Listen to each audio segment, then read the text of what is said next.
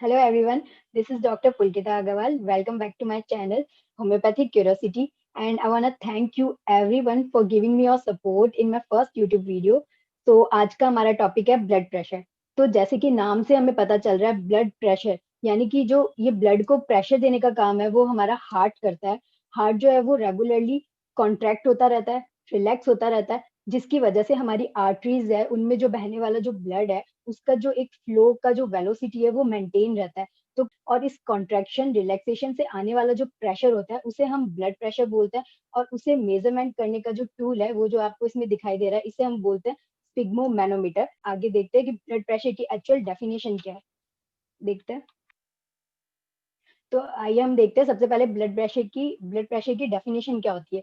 Lateral pressure exerted by the flowing blood on the wall of the arteries, यानी हमारी arteries की जो wall होती है, जैसे कि हमें दिखाई दे रहा है इस ये जो हमारी आर्टरीज की वॉल है इन पे लगने वाला जो प्रेशर है यहाँ पे और यहाँ पे, ये जो लेटरल प्रेशर है जो ब्लड एक्सर्ट करता है इन पे लगाता है, इसे हम बोलते हैं ब्लड प्रेशर। तो जैसे कि मैंने आपको पहले बताया कि जो हमारा हार्ट है वो दो एक्शंस में जाता है, एक बार कॉन्ट्रैक्ट होता है और एक बार रिलैक्स होता है। तो कॉन्ट्रैक्ट होने वाली जो इसकी टर्म है उसे हम सिस्टोलिक बोलते हैं, यानी कि हार्ट जो है वो सिस्टोल में जा रहा है, यानी कि कॉन्ट्रैक्ट हो रहा है और वो आगे ब्लड को पुश कर रहा है आर्टरीज में। और एक स्टेज ऐसी आती है जिसमें भी ब्लड जो है वो आगे पुश ही करता है हार्ट, लेकिन उस टाइम हार्ट जो है वो एक रिलैक्स की स्टेज में चला जाता है और उस स्टेज में जो हार्ट में जो ब्लड है वो फिल हो रहा होता है। तो इसलिए वो जो प्रेशर आता है वो सिस्टोलिक से कम आता है, लेकिन वो अभी भी फ्लो को आगे पुश करने वाला ही प्रेशर होता है, जिसे हम डायस्टोलिक ब्लड प्रेशर बोलते हैं। तो इसी में दो टाइप आ जाते हैं, एक होता है सिस्टोलिक ब्लड प्रेशर और एक होता है डायस्टोलिक ब्लड प्रेशर। अब हम इसकी डेफिनेशन देखेंगे कि सिस्टोलिक ब्लड प्रेशर क्या होता है और डायस्टोलिक ब्लड प्रेशर जो है वो क्या होता है। तो देखिए सबसे पहले आता है सिस्टोलिक ब्लड प्रेशर, जैसे कि हमें इस डायग्राम में दिखाई दे रहा है। सिस्टोल की जो सिचुएशन है उसमें मैंने बताया था कि हार्ट जो है कॉन्ट्रैक्ट करता है। तो इसमें जो ये एरोज है, इसमें जो एरो का साइन है वो हार्ट से बाहर की तरफ है, यानी कि जब हार्ट हमारा कॉन्ट्रैक्ट करता है तो ब्लड को वो पुश करता है आर्टरीज में आगे की तरफ ले जाने के लिए। और डायस्टोल की जो स्टेज है उसमें जो एरो का साइन है वो हार्ट की तरफ है, यानी कि इस स्टेज में भी ब्लड आगे की तरफ पुश ही होता है, लेकिन एज कंपेरिजन टू सिस्टोल वो थोड़ा कम प्रेशर के साथ आगे पुश होता है। और इस टाइम हार्ट जो है वो रिलैक्स कर रहा है, उसमें ब्लड जो है वो फिल हो रहा है। तो देखिए इसमें जो एरो का साइन है वो अंदर की तरफ है, यानी कि हार्ट जो है वो रिलैक्स कर रहा है, ब्लड इसमें फिल हो रहा है। तो सिस्टोलिक की डेफिनेशन भी हम यही बोलते हैं, maximum blood pressure in the arteries during systole contributed by the force of heart beat, कि हमारा हार्ट जो है उसमें जो हार्ट बीट आ रही है एक बीट पे वो कितना प्रेशर दे रहा है ब्लड को आगे मेंटेन करने के लिए, आगे फ्लो करने के लिए। तो ये इसकी जो नॉर्मल रेंज होती है वो 90 टू 140 mmHg होती है। और डायस्टोलिक की अगर हम बात करें तो ये भी प्रेशर ही है, बट ये वो मिनिमम प्रेशर है obtained at the end of ventricular diastole, यानी कि जब हमारे वेंट्रिकल्स जो है हार्ट के वो जब डायस्टोल की स्टेज में, जब वो रिलैक्स की स्टेज में, जब उसमें ब्लड फिल हो रहा है, तो उस टाइम जो आने वाला प्रेशर है वो जो मिनिमम प्रेशर है उसे हम बोलते हैं डायस्टोलिक ब्लड प्रेशर। और इसकी जो नॉर्मल रेंज होती है वो होती है 60 टू 90 mmHg। अब हम आगे देखते हैं। अब हम देखते हैं कि सिस्टोल और डायस्टोलिक में डिफरेंस क्या होता है।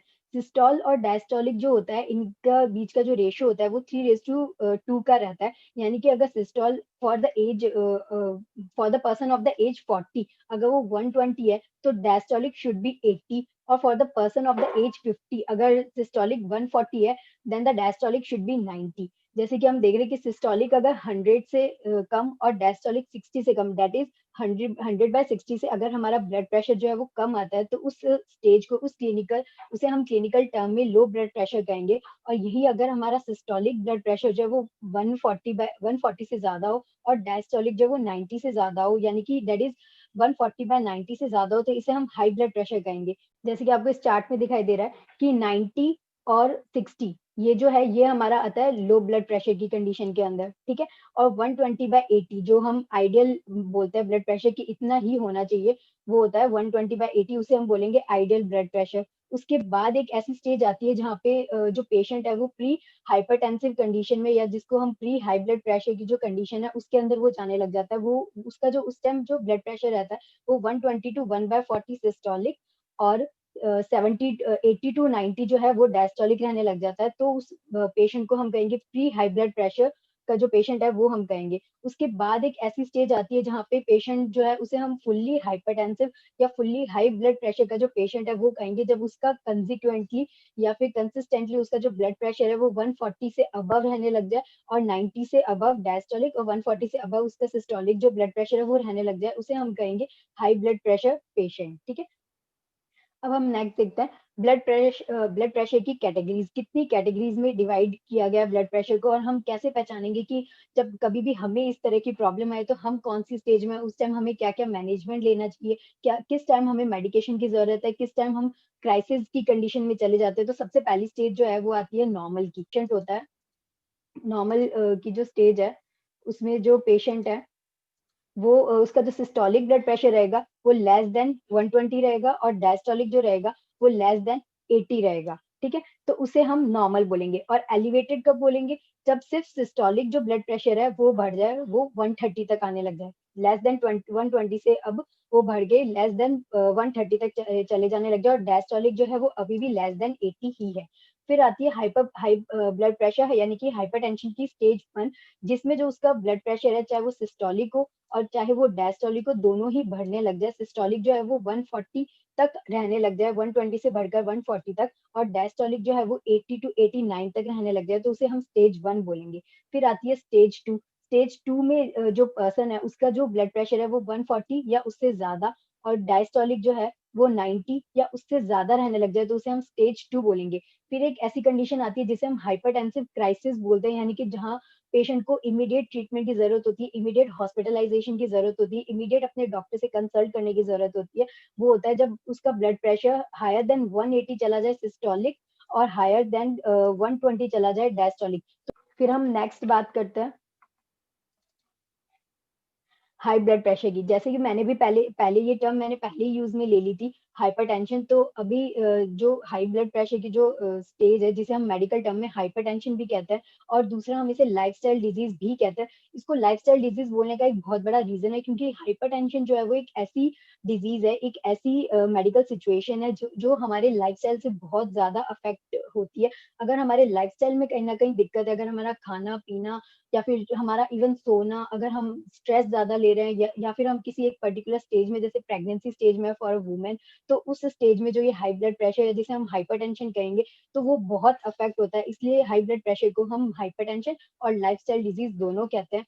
तो इसकी जो डेफिनेशन होगी वो ये होगी कि define as a systemic arterial blood pressure consistently. ये जो कंसिस्टेंटली वर्ड है ये लगाना बहुत जरूरी है। जब आपका ब्लड प्रेशर हमेशा, जब आपने 2 दिन बाद अगर उसे देखा है, अगर आपने उसे 3 दिन बाद मेजर किया, तब भी वो हमेशा सिस्टोलिक जो है वो 140 से अबव और डायस्टोलिक जो है वो 90 से अबव, दैट इज 140/90 से अबव हमेशा रहने लग जाए, तो अब तो जो है वो हम हाइपरटेंसिव की स्टेज में कहलाते हैं। हाइपरटेंसिव या हाई ब्लड प्रेशर की स्टेज में कहलाते हैं। अब हम देखते हैं इसके कारण क्या है। तो सबसे पहले जब भी हम कोई डिजीज के बारे में पढ़ते हैं तो उसके दो मेन कॉज तो हमें देखने को मिलते ही है। एक होता है प्राइमरी और दूसरा होता है सेकेंडरी। प्राइमरी हम इसको इसलिए बोल रहे हैं क्योंकि ये जो कॉजेज है, ये जो कारण है, इनका सबसे ज्यादा मेन प्ले जो है ये रोल करते हैं अपना, मेन इनका रोल होता है हमेशा से, इसलिए हम इनको असेंशियल बोलते हैं। तो उनमें से सबसे पहले हम देखते हैं इडियोपैथिक। इडियोपैथिक यानी कि अननोन रीजन, अननोन कॉज की वजह से भी आपको हाइपरटेंशन हो सकता है। उसके बाद हम देखते हैं स्मोकिंग। अगर आप ज्यादा स्मोक कर रहे हैं, अगर आप बहुत ज्यादा मेंटल स्ट्रेस ले रहे हैं, अगर आपका वजन बढ़ा हुआ है, ओबेसिटी के पेशेंट है अगर आप, और या फिर अगर आप फिजिकल एक्टिविटी बहुत कम करते हैं, अगर आप सेडेंट्री लाइफ जी रहे हैं, अगर आपका काम बहुत बैठा बैठा वाला है, तो उसमें भी जो है वो पेशेंट है वो हाइपरटेंसिव स्टेज में जा सकता है, उसे वो हाई ब्लड प्रेशर का मरीज हो सकता है। उसके बाद हम देखते हैं सेकेंडरी। तो सेकेंडरी जो है उसे हम सिस्टमिक इसलिए कहते हैं क्योंकि जो मेन रीजन है ब्लड प्रेशर बढ़ने का वो असेंशियल नहीं है, वो किसी दूसरे हमारे सिस्टम की वजह से, हमारे किसी दूसरे ऑर्गन की में किसी डिजीज की वजह से या उसके उनके अफेक्ट होने की वजह से हमारा जो ब्लड प्रेशर है वो हाई आ रहा है। तो उसमें हम सबसे पहले देखते हैं रीनल। रीनल जो है वो एक बहुत बड़ा रोल प्ले करता है, यानी कि किडनी। किडनी जो है अगर वो हमारी नॉर्मल फंक्शनिंग नहीं कर रही होती है तो उससे भी जो हमारा ब्लड प्रेशर है वो बहुत वेराई करता है। उसमें भी अगर हम डिजीज देखें तो क्रॉनिक रीनल डिजीज, अगर आपको बहुत टाइम से आप किसी किडनी की डिजीज के शिकार है, अगर आपको पॉलिसिस्टिक किडनी डिजीज है, अगर आपकी किडनी पे सिस्ट है, तो उसके बाद हम नेक्स्ट देखते हैं एंडोक्राइन। एंडोक्राइन यानी कि अगर हमारे हार्मोन इम्बैलेंस है, अगर अगर वो हार्मोन अगर ज्यादा ज्यादा बढ़े हुए हैं तब भी वो हमारे लिए खराब करते हैं, अगर वो कम है तब भी हमारे लिए खराब करते हैं। यानी कि इम्बैलेंस अगर कभी भी हमें देखने को मिलेगा हमारे हार्मोन लेवल पे, तब भी हम हाइपरटेंशन से इस बीमारी से ग्रसित हो सकता है। इसमें सबसे पहला हम देखते हैं थायरोटॉक्सिकोसिस। थायरोटॉक्सिकोसिस में क्या होगा, जैसे कि हमें नाम से पता चल रहा है, थायराइड हार्मोन बढ़ जाएगा, और एक्रोमेगाली एक्रोमेगाली जो होगा, इसमें हमारा ग्रोथ हार्मोन बढ़ जाएगा। तो इन डिजीज के अंदर भी हम देख सकते हैं कि जो पेशेंट है वो चाहे अर्ली स्टेज में नहीं तो लेटर स्टेज में जाके वो हाइपरटेंशन उसको हो सकता है। उसके बाद हम देखते हैं न्यूरोलॉजिकल। न्यूरोलॉजिकल यानी कि जो हमारे ब्रेन से रिलेटेड हो, जिसमें हम देखते हैं ब्रेन ट्यूमर। अगर हमारे ब्रेन में कहीं भी किसी भी तरह का ट्यूमर होता है, तो वो इम्पल्सेस बहुत ज्यादा देगा। इम्पल्सेस बहुत ज्यादा देगा तो हमारा हार्ट जो है वो बहुत ज्यादा फास्ट एक्शन करेगा। फास्ट एक्शन करेगा तो सिस्टोल डायस्टोल बहुत फास्ट होगा, तो इसकी वजह से जो हमारा ब्लड प्रेशर है वो हमेशा हमें हाई मिलेगा। तो उसके बाद हम देखते हैं साइकोजेनिक। साइकोजेनिक यानी कि हमारी साइकिक कंडीशन, हमारी जो मेंटल स्टेबिलिटी है, उस पर भी डिपेंड करता है। कुछ कुछ लोग बहुत टेंशन लेते हैं, इस वजह से वो सो नहीं पाते, वो इनसोम्निया के पेशेंट हो जाते हैं। तो ऐसे पेशेंट में भी जो रेस्ट नहीं करते हैं, जो जिनको हमेशा इनसोम्निया रहता है, जो बहुत एटलीस्ट 6 या 8 घंटे की जो हम प्रॉपर स्लीप कहते हैं उससे कम नींद लेते हैं, तो उनके अंदर भी ये हाइपरटेंशन देखने को मिलता है। उसके बाद हम देखते हैं एथेरोस्क्लेरोसिस। एथेरोस्क्लेरोसिस ये जो है ये एक ऐसी मेडिकल टर्म है जिसमें हम देखते हैं कि हमारी आर्टरीज जो है, जो लोग बहुत तला फला खाते हैं, बहुत रिच ऑयली ग्रीजी फूड लेते हैं, उनके अंदर हम देखते हैं कि उनकी आर्टरीज जो, उनमें फैट डिपोजिशन होने लग जाता है, जिसकी वजह से आर्टरीज जो है उनका ल्यूमेन यानी उनके अंदर से ब्लड फ्लो करने के जो एक पर्टिकुलर डायमीटर होता है आर्टरी का, वो कम हो जाता है, क्योंकि उनमें फैट का डिपोजिशन होने लग जाता है, जिसकी वजह से ब्लड जो है वो और भी ज्यादा प्रेशर के साथ उन फैट डिपोजिशन वाली आर्टरीज में से उन पे प्रेशर लगाते हुए फ्लो करता है। तो उसकी वजह से भी हाइपरटेंशन क्रिएट होता है, यानी कि जिन जो बहुत ज्यादा रिच ऑयली ग्रीजी फूड ले रहे हैं। उसके बाद हम देखते हैं प्रेगनेंसी। प्रेगनेंसी की स्टेज में भी हमें हाइपरटेंशन जो है वो लेडीज में देखने को मिलता है, जिसे हम प्रेगनेंसी इंड्यूस्ड हाइपरटेंशन भी बोलते हैं। और जैसे ही डिलीवरी हो जाती है, ये हाइपरटेंशन वापस अपनी स्टेबल वाली स्टेज में आ जाता है। तो उसके बाद हम देखेंगे क्लिनिकल फीचर्स। तो क्लिनिकल फीचर्स की बात करें कि अगर हमारे पास कोई भी ऐसा पेशेंट आता है हाइपरटेंशन वाला, तो हम उसे कैसे पहचानेंगे, कैसे हम इस डायग्नोसिस तक पहुंचेंगे कि हाँ ये हाइपरटेंशन का पेशेंट है या ये हाइपोटेंशन का पेशेंट है। तो सबसे पहला जो फीचर हमें देखने को मिलता है वो होता है फेंटिंग, डिजीनेस और हेडेक। यानी वो जो पेशेंट आएगा वो आते ही आपको बोलेगा कि मुझे सुबह से बहुत चक्कर आ रहे हैं, मेरा बहुत सर दुख रहा है, बहुत उसे अजीब सा सर में हैवी हैवी सा फील हो रहा है। उसके बाद वो कहेगा कि मुझे दिखने में भी प्रॉब्लम आ रही है, ब्लड विजन। और अगर वो किसी क्राइसिस की स्टेज में होगा, हाइपरटेंसिव या फिर इवन स्टेज 2 पे भी होगा, तो भी वो आपको आके बताएगा कि मुझे आज सुबह नक्सीर भी हुई, यानी कि नोज ब्लीडिंग हुई। उसके बाद जो है वो पेशेंट आपको ये भी कहेगा कि मुझे चेस्ट पेन हो रहा है, मुझे दिल में दर्द हो रहा है। और वो इवन इतना तक भी बता सकता है आपको कि उसका जो पेन है वो उसके हैंड में भी शिफ्ट हो रहा है, उसके हैंड में रेडिएट कर रहा है। तो इस तरह के जो पेशेंट होता है, इस टाइम डॉक्टर जो है वो कंफ्यूज हो सकता है कि कहीं उसे एंजाइना तो नहीं, प्रॉपर एंजाइना हार्ट डिजीज वाला, कि कहीं वो तो नहीं, जबकि ऐसा नहीं होता, उसको हाइपरटेंशन होता है, जिसकी वजह से उसको चेस्ट पेन और एंजाइना टाइप का पेन होता है, जो उसके हाथों में भी रेडिएट करता है। तो यहाँ पे जो है वो हमें सारे क्लिनिकल फीचर्स, जो हमें सारे सिम्टम्स है पेशेंट के, वो लेना बहुत जरूरी है, वो समझना बहुत जरूरी है, ताकि हम इन दोनों में डिफ्रेंशिएट कर पाए कि नहीं उसे एंजाइना नहीं, उसे हाइपरटेंशन है, हाइपरटेंशन में होने वाला उसे एंजाइना है। उसके बाद हम देखेंगे कि पेशेंट जो है उसे बहुत मुश्किल से सांस आएगी, वो हाफ जाएगा, वो कहेगा कि मुझे 2 मिनट बैठना है, उसे चला भी नहीं जाएगा। उसके बाद हम देखते हैं कि उसे अरिदमिया रहेगा। अरिदमिया यानी कि उसकी जो हार्ट बीट है वो बहुत इरेगुलर रहेगी, उसकी जो पल्स है वो हमें इरेगुलर मिलेगी। जब हम मेजर करेंगे तो उसकी पल्स जो है वो पाउंडिंग पल्स हमें मिल सकती है। और पेशेंट खुद कहेगा कि मुझे अपनी धड़कन महसूस हो रही है, बहुत तेज तेज चल रही है, बट बहुत इरेगुलर सी, और बहुत हाफ जाएगा पेशेंट। उसके बाद हम देखेंगे कि उस पेशेंट का जो एब्डोमेन है वो हमें स्वॉलन मिलेगा, अगर हम उसे पैल्पेट करके देखेंगे। और ऐसा जो पेशेंट होता है जो हाइपरटेंसिव होता है, वो आपको एक मेजर जो प्रॉब्लम है वो यही बताएगा कि मुझसे काम नहीं होता, मैं बहुत जल्दी थक जाता हूँ, मुझे बार बार बैठना पड़ता है, मैं थोड़ा सा काम करता हूँ फिर मुझे बैठना पड़ता है, बार बार मुझे आराम करना पड़ता है। तो फैटीग जो है वो एक बहुत बड़ा क्लिनिकल फीचर होता है हाइपरटेंशन के पेशेंट का। और अगर हम उसका पाँव देखेंगे तो उसे उसके पाँव में भी हमें इडिमा देखने को मिलेगा, उसके पाँव में हमें सूजन देखने को मिलेगी। तो ये सारे फीचर्स जब हमें हमें हमारे पास होंगे, जब हम पेशेंट के अंदर देखेंगे, तो हम बहुत अच्छे से डायग्नोस कर सकते हैं कि हाँ ये जो पेशेंट है वो हाइपरटेंसिव का पेशेंट है। और हम कभी भी कंफ्यूज नहीं होंगे कि इसे कहीं एंजाइना तो नहीं, या किसी ये इसे कोई और बीमारी तो नहीं हार्ट की, क्योंकि अरिदमिया भी है, इसमें चेस्ट पेन भी है, इसे एंजाइना भी है, इसे डिफिकल्ट ब्रीदिंग भी है। तो ये जो सारे क्लिनिकल फीचर्स है हमारी बहुत हेल्प करते हैं। और उसके बाद जो हमारी हेल्प करता है वो ये होता है कि जो पेशेंट है वो मिडिल एज का होगा, यानी 40 50 या इसके अबव का मिलेगा। और जो ज्यादातर है ये हाइपरटेंशन वो हमें मेल्स में देखने को मिलता है, क्योंकि मेल्स का हमें पता है कि वो बहुत ज्यादा स्ट्रेस, उनका जो वर्क होता है वो बहुत वर्कलोड बहुत ज्यादा होता है, बहुत ज्यादा स्ट्रेस में रहते हैं जो मेल्स होते हैं हमेशा। तो इसलिए जो हाइपरटेंशन है वो ज्यादातर हमें मेल्स में देखने को मिलता है एज कंपेरिजन टू फीमेल। उसके बाद हम देखते हैं कि how to calculate approximate blood pressure. ये जो यहाँ पे मैंने बताया, ये सिर्फ अप्रोक्सीमेट ब्लड प्रेशर कैलकुलेट करने का, ये एक्चुअल बिल्कुल भी नहीं है। हाँ, इससे हमारी हेल्प जरूर हो जाती है। हम एक बार के लिए ये पता लगा सकते हैं कि जो पेशेंट है वो हाइपरटेंशन का है, हाइपरटेंशन का है, या उसे नॉर्मल है। तो उसकी एज देख करके, क्योंकि एज जो है वो एक बहुत बड़ा फैक्टर होता है हाइपरटेंशन के अंदर। तो सिस्टोलिक अगर हमें निकालना है तो सबसे पहले हम देखेंगे उस पेशेंट की एज, उसमें -20, फिर जो भी आएगा उसे डिवाइड बाय 2, फिर जो भी हमारे पास रिजल्ट आता है उसमें +120। तो ये जो है ये हमें सिस्टोलिक ब्लड प्रेशर देता है। जैसे कि मैंने एग्जांपल में दिया है, अगर पेशेंट की एज 50 है तो 50 - 20 इक्वल्स टू 30, 30 डिवाइड बाय 2 15, और 15 में +120। 120 हम क्यों ऐड करें, क्योंकि हमने माना है कि जो 120 है वो एक आइडियल ब्लड प्रेशर आता है 120/80, इसलिए हमने इसमें +120 किया है, दैट इज 135। तो जो पेशेंट है जिसकी एज 50 है तो उसका सिस्टोलिक ब्लड प्रेशर जो है वो 135 mmHg अप्रोक्सीमेट होगा। उसके बाद हम देखते हैं डायस्टोलिक। तो डायस्टोलिक जो होता है वो सिस्टोलिक ब्लड प्रेशर -60 to 65। अब हमने इसमें -60 या 65 क्यों किया, क्योंकि हमने पहले भी देखा था कि जो सिस्टोलिक ब्लड प्रेशर है वो मैक्सिमम ब्लड प्रेशर होता है। वो उतना वो मैक्सिमम प्रेशर है जिससे एक हार्ट बीट में जो ब्लड है वो आगे की तरफ पुश होगा हार्ट के थ्रू। और डायस्टोलिक जो है वो मिनिमम प्रेशर होता है जिसकी वजह से आगे ब्लड पुश होता है, जबकि वो इतना मैक्सिमम नहीं होता है, इतना नॉर्मल नहीं होता है जितना सिस्टोलिक होता है, क्योंकि उस टाइम हार्ट रिलैक्स करता है। तो इसलिए जो डायस्टोलिक होता है वो हमेशा 60 या 65 सिस्टोलिक से कम आएगा। तो अभी हमने देखा कि ऊपर 135 mmHg जो है वो हमारा सिस्टोलिक ब्लड प्रेशर आया, तो उसमें अगर हम -65 करते हैं दैट इज 70 mmHg आता है हमारे पास। यानी कि उस पेशेंट का जिसकी एज 50 है तो उसका डायस्टोलिक ब्लड प्रेशर जो है वो हमारे पास 70 mmHg आएगा। तो ये एक मैंने नोट की तरह नीचे लिखा है कि diastolic should B 60 to 65 point less than systolic. उसके बाद हम देखते हैं कॉम्प्लिकेशंस ऑफ हाइपरटेंशन। अब किसी भी पेशेंट को अगर हाइपरटेंशन है, अगर वो इस बीमारी से उसको 1 साल हो गया, 2 साल हो गया, 3 साल हो गया, तो एक टाइम ऐसा आता है कि उसकी एज के साथ साथ उसे उस हाइपरटेंशन से तो गुजरना पड़ता ही है, पर उसके साथ साथ उसे उसके जो कॉम्प्लिकेशंस है उनसे भी होकर के गुजरना पड़ता है। और उनमें सबसे पहला जो हमें देखने को मिलता है वो होता है ब्रेन स्ट्रोक।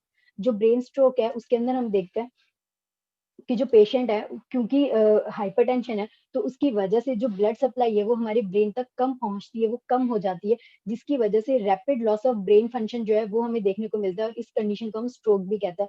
तो जो इसी वजह से जो पेशेंट है वो उसको बार बार फेंटनेस, डिजीनेस, हेडेक, ये सब जो सिम्टम्स है वो देखने को मिलते हैं। उसके बाद जो मेजर कॉम्प्लिकेशन है वो आता है विजन लॉस का, क्योंकि जैसे जैसे कि मैंने बताया कि हाइपरटेंशन में जो ब्लड है वो बहुत तेजी से आगे फ्लो करता है। तो वो इतनी तेजी से आगे फ्लो करता है तो हमारे आंखों में जो रेटिना है, जिसे हम हमारा आंखों का पर्दा बोलते हैं, जिसकी वजह से हम देख पाते हैं, उसके डैमेज होने का डर रहता है। यानी कि हाइपरटेंसिव रेटिनोपैथी में जो ब्लड प्रेशर है वो हमारी ब्लड वेसल्स को, रेटिना की, और रेटिना जो हमारा मेन ऑर्गन है जिसकी वजह से हम देख पाते हैं, उसको भी डैमेज कर सकता है। तो हम जो है, हमारी जो विजन है उसे विजन जो है हमारी वो लॉस हो सकती है। उसके बाद हम देखते हैं हार्ट अटैक। हार्ट अटैक में हम क्या देखते हैं कि जो हाइपरटेंशन का जो पेशेंट होता है उसमें जो ब्लड है वो जो बहुत ज्यादा फ्लो कर रहा है, जो बहुत ज्यादा प्रेशर से फ्लो कर रहा है, हमारा जो हार्ट है उसके अगेंस्ट काम करता है, यानी कि वो वापस उसे स्लो डाउन करने की कोशिश करता है। और इन सब कोशिशों में जो हाई ब्लड प्रेशर आ रहा है उससे मेंटेन करने के चक्कर में जो हमारी बार बार इसके अगेंस्ट काम करने के लिए,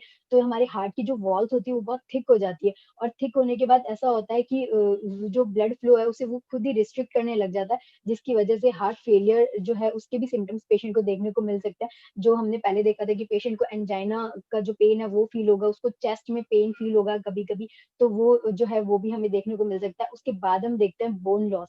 बोन लॉस में क्या होता है, क्योंकि हाइपरटेंशन का पेशेंट है तो ऐसे पेशेंट में हाइपरटेंशन की वजह से जो कैल्शियम है वो उसके यूरिन से बार बार बाहर निकलने लग जाता है, जो कैल्शियम लॉस होने लग जाता है। और उस कैल्शियम लॉस की वजह से जो उसके दांत होंगे, जो जहां जहां हमारे कैल्शियम, जहां जहां हमारी बॉडी में कैल्शियम है, चाहे वो हमारे बोन्स के अंदर हो, चाहे वो हमारे टीथ के अंदर हो, तो सब जगह से कैल्शियम जो है वो रिमूव होने लग जाता है और वो यूरिन के थ्रू बाहर निकलने लग जाता है, जिसकी वजह से हमें बोन लॉस होता है। इसकी वजह से भी ये भी एक रीजन है कि पेशेंट जो है वो बहुत ज्यादा फैटीग महसूस करता है, क्योंकि उसके हड्डियों में, उसके बॉडी में वो ताकत नहीं रहती कि वो इतना रेगुलर वर्क कर पाए, तो इसलिए वो बार बार थकने लग जाता है। उसके बाद नेक्स्ट हम देखते हैं ब्लड वेसल डैमेज। एथेरोस्क्लेरोसिस, ये हमने जैसे कि देखा जो कि ऐसे पेशेंट जो बहुत ज़्यादा रिच ऑयली ग्रीज़ी फूड ले रहे हैं, जो बहुत तला-फला खा रहे हैं, जो बहुत बाहर का खा रहे हैं, तो उन पेशेंट की आर्टरीज़ में जो फैट है वो डिपॉज़िट होने लग जाता है, जिसकी वज़ह से जो आर्टरी है उसका जो साइज़ है वो कम होने लग जाता है, ब्लड को बहुत ज़्यादा प्रेशर लगता है उन आर्टरीज़ में से फ्लो होने के लिए। तो कभी-कभी ऐसा होता है कि वो जो आर्टरी है वो डैमेज होने लग जाती है, इस इतने हाई जो प्रेशर के साथ जो ब्लड आता है उसकी वज़ह से हमारी आर्टरी जो है वो डैमेज होने लग जाती है, तो इस कंडीशन को हम बोलते हैं एथेरोस्क्लेरोसिस। उसके बाद हम नेक्स्ट देखते हैं किडनी फेलियर। इसमें भी यही होता है कि क्योंकि इतना ज़्यादा प्रेशर से जो ब्लड है वो फ्लो कर रहा है, तो हमारी किडनी जो है उसे अच्छे से उसे इफेक्टिवली इतना काम करने का वक़्त नहीं मिलता, हमारे ब्लड को फ़िल्टर करने का वक़्त नहीं मिलता, जिसकी वज़ह से बहुत सारा जो हमारा फ्लूइड है या जो वेस्ट है वो किडनी में ही एक्यूमुलेट होने लग जाता है, तो जिसकी वज़ह से हमारे किडनी फेलियर के जो चांसेज़ है वो भी बढ़ जाता है। उसके बाद उसके बाद हम देखते हैं होम्योपैथिक रेमेडीज़।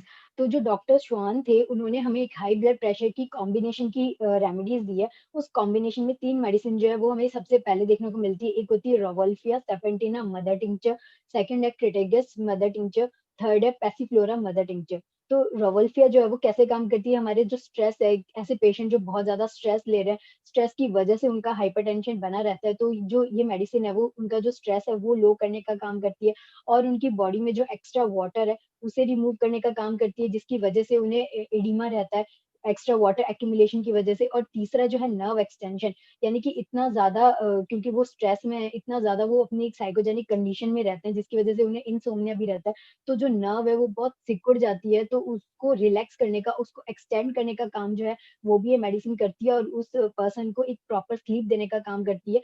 तो फर्स्ट मेडिसिन है हमारी रोवल्फिया सर्पेंटिना। उसके बाद नेक्स्ट मेडिसिन हम देखते हैं क्रिटिगस, इसको हमारे होम्योपैथी का हार्ट टॉनिक भी बोलते हैं। ये भी ऐसा ही काम करती है। सबसे पहले उस पेशेंट को जो टेंशन है, जिस एंग्जायटी में वो है, उसे कम करने का काम करती है। उसके बाद हम देखते हैं कि जैसे कि एलोपैथी में हमारे एस्पिरिन होती है, वैसे ही हमारी जो क्रिटिगस है वो खून को पतला करने का, डाइल्यूट करने का काम करती है, ताकि ब्लड का जो फ्लो है वो ज़्यादा प्रेशर के साथ ना वो बहुत आसानी से उन आर्टरीज़ में से आगे की तरफ फ्लो करे। और तीसरा है prevent from the heart attack. अब क्योंकि हमारा ब्लड जो है वो डाइल्यूट हो चुका होगा, वो उतना जो है वो हार्ड नहीं रहेगा, तो वो आर्टरीज़ पे इतना प्रेशर नहीं देगा, तो ये हमें हार्ट अटैक से भी बचाती है। उसके बाद तीसरी मेडिसिन है पैसिफ्लोरा, जैसे कि मैंने आपको बताया, क्योंकि पेशेंट बहुत ज़्यादा एंग्जायटी में होता है, बहुत ज़्यादा स्ट्रेस ले रहा होता है, बहुत ज़्यादा टेंशन में होता है, तो इसकी वजह से उसे इनसोम्निया भी हो जाता है, और इनसोम्निया भी एक बहुत बड़ा रीज़न है हाइपरटेंशन का। तो ये जो मेडिसिन है, ये इसलिए जानी जाती है कि ये बहुत अच्छी नींद दिलाती है, डीप स्लीप दिलाने में हेल्प करती है पेशेंट को। Passiflora mother tincture, 90% patients are due to stress unable to sleep. तो 90% जो पेशेंट्स होंगे हाइपरटेंशन के, जब भी हम उनकी हिस्ट्री लेने जाएँगे तो वो यही कहेंगे कि हमें नींद नहीं आती है, हम रात को सिर्फ 2 घंटे सोते हैं, हम दिन में भी नहीं सो पाते, टेंशन सी बनी रहती है उनको। तो ये जो है ये हेल्प करती है उनको रिलैक्स करने में और उनको एक प्रॉपर स्लीप देने में। तो इन तीनों मेडिसिन को मिलाकर के जो हम बोलते हैं उसे श्वान कॉम्बिनेशन बोलते हैं। और हमें एक 100 एमएल की फाइल लेनी है, उसमें हमें 30-30 एमएल जो है इन तीनों मेडिसिन का डालना है और उसे अच्छे से शेक करना है। और इस मेडिसिन को हमें एम्प्टी स्टमक लेना है 10 to 15 minute before lunch in a half cup of water 3 times a day. और ये मेडिसिन हमें तब तक कंटिन्यू करनी है। ये हम हमारी जो नॉर्मल मेडिसिन है हाइपरटेंशन की, उनके साथ-साथ हम इस मेडिसिन को चला सकते हैं। और उसके बाद 1 महीना हम जब हम इस मेडिसिन को कंटिन्यू लेते हैं, उसके बाद हमें हमारा ब्लड प्रेशर जो है वो साथ-साथ में नोट करते रहना है। फिर हमें इसे जो है और इस मेडिसिन को कंटिन्यू रखना होता है। और फिर भी अगर फिर वापस 1 महीने बाद, यानी कि अभी तक हमें दवाई लिए हुए 2 महीने हो जाते हैं। उसके बाद हम देखते हैं कि अगर अभी भी हमारा ब्लड प्रेशर जो है वो मेंटेन आ रहा है, वो बढ़ नहीं रहा है, वो वही रहता है, तो हम धीरे-धीरे जो हमारी रेगुलर मेडिसिन चल रही थी, हम उसे धीरे-धीरे करके छोड़ते हैं। और ऐसा हमें 6 मंथ्स तक एटलीस्ट करके देखना होता है कि हाँ, ये मेडिसिन काम कर रही है। उसके बाद जो है वो हम इस मेडिसिन पे ही अगर रहे तो अच्छा होता है। यानी कि हम हमारी जो रेगुलर अभी तक जो चल रही आ रही हाइपरटेंशन की मेडिसिन होती है, हम हमें उससे छुटकारा मिल सकता है। और उसके बाद जब जैसे ही हमारा जो ब्लड प्रेशर है वो मेंटेन रहने लग जाए, उस इस दवाई के बाद, तो हम धीरे-धीरे करके इसकी भी जो डोज़ है, जो हम 3 टाइम्स अ डे दे रहे थे और 10 टू जो हम 3 टाइम्स अ डे दे रहे थे, उसे भी हम उसे घटा कर के 2 टाइम्स, फिर 1 टाइम और फिर जो है वो हम इससे ब्लड प्रेशर जो हाइपरटेंशन है, इससे हम पूरी तरह से फ्री हो सकते हैं। लेकिन इस प्रोसेस में पूरा टाइम लगता है, एटलीस्ट हमें 6 मंथ्स तो देने ही पड़ते हैं। उसके बाद हम और मेडिसिन्स देखते हैं, जिसमें सबसे पहले आती है बेराइटाम्यूर।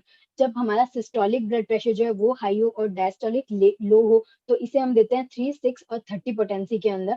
उसके बाद हम देखते हैं पिक्रिक एसिड। जब पेशेंट को किडनी डिजीज़, जैसे कि हमने देखा था कि हाइपरटेंशन होने का एक जो सेकेंडरी जो कॉज़ है, वो सबसे बड़ा रीनल कॉज़ है। तो अगर किसी पेशेंट को किडनी डिजीज़ रही हो, जैसे उसमें स्टोन रहा हो, कैल्शियम डिपोज़िशन अगर उसमें ज़्यादा रहे, तो ऐसे पेशेंट के अंदर हमें स्टोन भी देखने को मिल सकता है, स्टोन की हिस्ट्री मिल सकती है।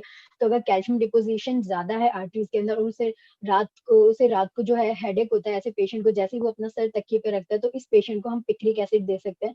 उसके बाद थर्ड हम देखते हैं लैकेसिस 1M। ये जो पेशेंट होगा वो आपको कहेगा कि जैसे ही मैं सो के उठता हूँ, चाहे दिन में हो चाहे रात में हो, तो वैसे ही उसका हेडेक होने लग जाता है, वैसे ही उसके सारे जो कंप्लेंट्स है वो एग्रीवेट होने लग जाते हैं, वो बढ़ने लग जाते हैं सोने के बाद। तो इस तरह के पेशेंट को हम लैकेसिस देंगे। उसके बाद हम देखते हैं ग्लोनाइन 6 और 30 पोटेंसी के अंदर, अगर पेशेंट जो है उसे ऐसा फील होता हो कि जो ब्लड है वो मेरा रश करता हुआ हेड में जा रहा है, मेरे हार्ट में आ रहा है, उसे जब इस तरह का सेंसेशन होता हो, इस तरह का फीलिंग होता हो, और इस तरह का पेशेंट जिसे हेडेक होता हो सन में जाने से, या किचन में अगर वो लेडी है, तो अगर वो किचन में काम कर रही है तो गैस की जो हीट है उससे उसका हेडेक होने लग जाता हो, तो इस तरह का जो पेशेंट है उसे हम ग्लोनाइन देंगे 6 या 30 पोटेंसी के अंदर। ये बहुत अच्छा काम करती है। उसके बाद नेक्स्ट हम देखते हैं बेलाडोना बेलाडोना 30।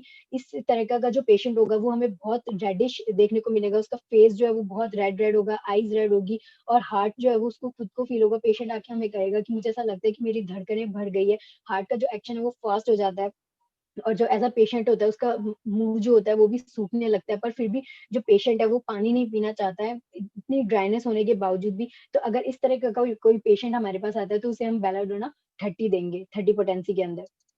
फिर हम देखते हैं नेक्स्ट मेडिसिन विरेटम विराइट 6x पोटेंसी के अंदर। ये हमारा सिस्टोलिक और डायस्टोलिक दोनों जो है वो कम करती है। उससे पहले जो हमने मेडिसिन देखी थी, जो बराइटा म्यूर देखी थी, जिसमें मैंने बताया था कि सिस्टोलिक जो है वो हाई होता है और डायस्टोलिक जो होता है वो लो होता है। पर अभी ये वाली जो मेडिसिन है, इसके अंदर हम देखते हैं कि जिनके अंदर सिस्टोलिक और डायस्टोलिक दोनों जो ब्लड प्रेशर है वो बढ़े हुए हो, तो उनके अंदर ये बहुत अच्छा काम करती है विरेटम विराइट 6x पोटेंसी के अंदर। फिर हम नेक्स्ट देखते हैं क्रेटेगस मदर टिंचर। जैसे कि मैंने पहले आपको बताया था कि जो क्रेटेगस है उसे हम होम्योपैथी में हार्ट टॉनिक भी बोलते हैं। तो इसे हमें 10 ड्रॉप्स लेना होता है 2 टाइम्स अ डे, कुछ पानी के साथ। आप गुनगुना पानी भी ले सकते हैं, आप नॉर्मल टैप वाटर भी ले सकते हैं। ये जो है वो सिस्टोलिक ब्लड प्रेशर को कम करने का काम करती है विदिन 8 आवर। ठीक है, और ये बहुत अच्छी मेडिसिन है अगर आपको एज रिलेटेड हाइपरटेंशन है, यानी कि अगर आप मिडिल एज के पेशेंट है, 40-50 या इसके अबव के पेशेंट है, जहां आपको आर्टेरियोस्क्लेरोसिस हो चुका है, यानी कि आपकी जो आर्टरीज है उसमें नैरोइंग हो चुकी है ड्यू टू एज, आर्टेरियोस्क्लेरोसिस, और या फिर एथेरोस्क्लेरोसिस। अगर आप बहुत ओबेस पेशेंट है, अगर आप तला फला ज्यादा खाते हैं, तो उसके अंदर भी ये मेडिसिन बहुत अच्छा काम करती है। जो हमारी आर्टरीज में जो स्टिफनेस आने लग जाती है एज की वजह से, या फिर फैट डिपोजिशन की वजह से, तो उसे ये रिलीव करने का काम करती है।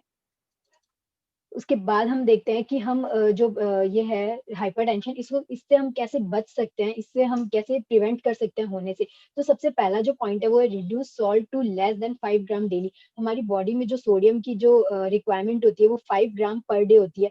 तो जो हम सब्जी में ले रहे हैं उतना हमारे लिए इनफ होता है। उसके बाद भी हम देखते हैं कि हम जो सलाद वगैरह ले रहे होते हैं, जो भी हम ऊपर से रॉ वेजिटेबल्स खाते हैं, तो उसमें बहुत से लोग रॉ सॉल्ट जो होता है वो ऐड करते हैं। तो instead of using raw salt हम पिंक हिमालयन सॉल्ट जो होता है, जिसे हम काला नमक बोलते हैं, वो यूज कर सकते हैं। उसके बाद हम देखते हैं eat fruit and vegetables regularly. तो फ्रूट और वेजिटेबल्स जो है वो हमारे लिए बहुत अच्छा काम करती है हाइपरटेंशन के अंदर। फ्रूट्स में जैसे कि आप बनाना देख सकते हैं, बनाना जो होता है उसमें पोटेशियम बहुत अच्छा होता है। तो पोटेशियम जो होता है वो सोडियम को हमारी बॉडी से बाहर निकालने में हेल्प करता है। और वेजिटेबल्स में अगर हम देखें तो गार्लिक हो गया, अनियन हो गया, धनिया हो गया। तो जो गार्लिक है वो बहुत अच्छा काम करती है हमारे हाइपरटेंशन को कम करने के अंदर।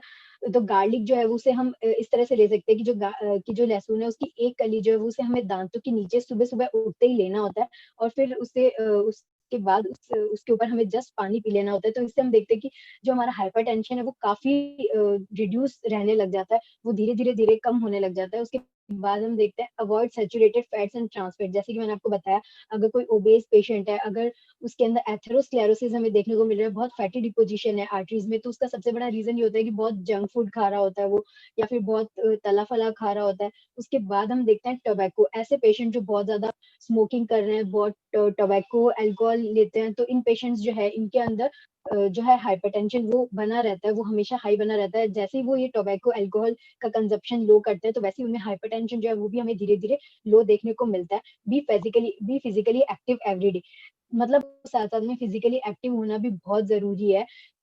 जो बहुत ज्यादा हाइपरटेंशन का जो पेशेंट होता है स्टेज 2 का या क्राइसिस का, वो हैवी एक्सरसाइज नहीं कर सकता, लेकिन जो फिजिकली एक्टिव रहने का मतलब है, आपने वॉकिंग कर ली, आपने हाफ एन आवर साइकिलिंग चला ली, तो ये साइकिलिंग कर ली, ये जो है ये बहुत इंसान क्या रहता है, फिजिकली एक्टिव रहता है, और हमारी आर्टरीज जो है उनमें जो फैट डिपोजिशन है वो भी धीरे धीरे कम होने लगता है।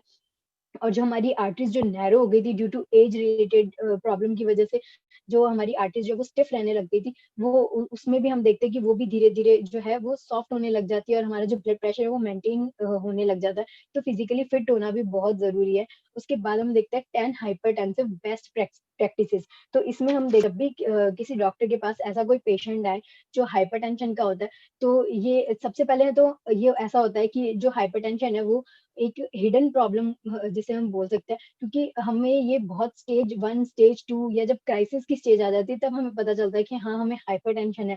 तो इस तरह के, इसलिए जब भी आप किसी डॉक्टर के पास जाएं, तो या फिर डॉक्टर के पास कोई भी पेशेंट आए, तो दोनों के लिए समझना बहुत जरूरी है कि हमें हर पेशेंट के अंदर जो ब्लड प्रेशर है वो चेक करते रहना चाहिए, हमें उसकी स्क्रीनिंग करते रहना चाहिए, क्योंकि हमें नहीं पता चलता जब हम प्री हाइपरटेंसिव स्टेज में होते हैं। तो सबसे पहला पॉइंट जो है स्क्रीनिंग, वो बहुत जरूरी है कि आप हर पेशेंट में, जब भी आपके पास कोई पेशेंट आए तो आप स्क्रीनिंग उसकी जरूर कीजिए, जरूर उसका ब्लड प्रेशर जो है वो देखिए। उसके बाद हम देखते हैं कि जो ब्लड प्रेशर है, बहुत अभी हमारे पास बहुत सारे बीपी इंस्ट्रूमेंट है, तो हम काफी लोग घर पे भी मेजर करते हैं। तो उसे अगर हम घर पे भी मेजर कर रहे हो तो उसे सही तरीके से मेजर करना और सही टाइम पे मेजर करना जो है वो बहुत जरूरी है। अगर आप हाई ब्लड प्रेशर के पेशेंट है, तो हमें रेगुलरली उसे चेक करना बहुत जरूरी है। उसके बाद हम देखते हैं कि जो अगर हम घर पे मेजर कर रहे हैं, तो हमारे पास जो अच्छी क्वालिटी का जो बीपी इंस्ट्रूमेंट है वो होना बहुत जरूरी है, अदरवाइज हमारी रीडिंग गलत आ सकती है और हम बहुत गलत आइडिया में जा सकते हैं कि हाँ हमें हाइपरटेंशन है या हमें हाइपोटेंशन है। तो इसलिए गुड क्वालिटी का जो बीपी इंस्ट्रूमेंट है वो होना भी बहुत जरूरी है।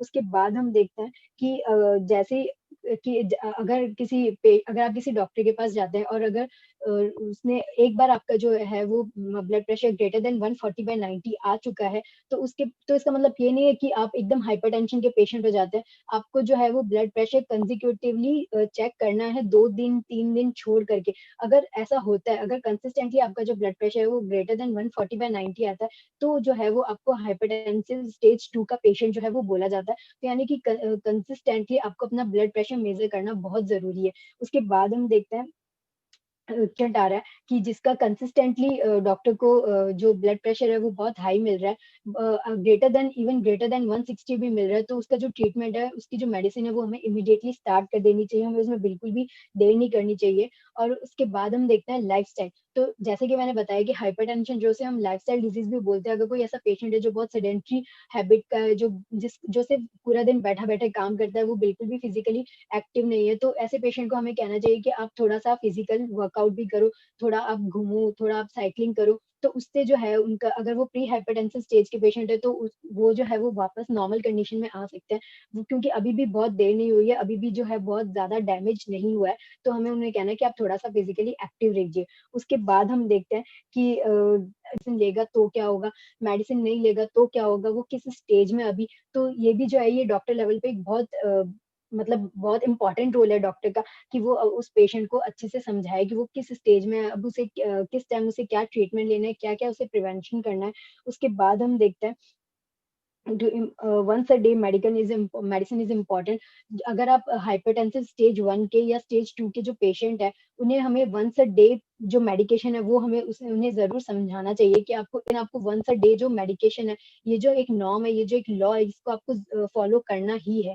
उसके बाद हम देखते हैं कि जो पेशेंट है, अगर कोई ऐसा पेशेंट है जिसे बार बार रेगुलरली आपके पास आ रहा है अपना ब्लड प्रेशर चेक करवाने के लिए, और वो अब हाइपरटेंसिव स्टेज में आ चुका है, स्टेज 1 2 या क्राइसिस की, तो हमें उसका फॉलो अप भी बार बार लेते रहना है। क्योंकि so thank you everyone for giving me your precious time. If you like my video, then hit the like button or subscribe my channel. If you have any query, then drop the query in my comment section box. So thank you. Bye.